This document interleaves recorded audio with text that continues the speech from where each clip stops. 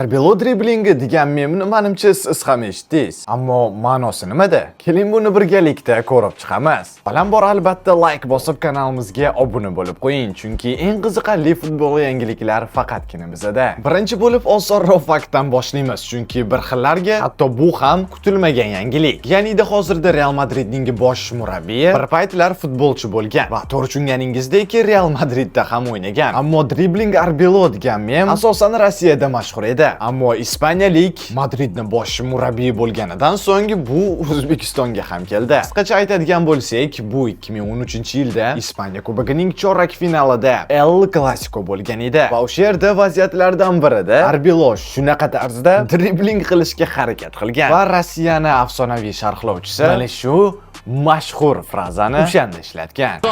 Попытка перехватить мяч Иньесты.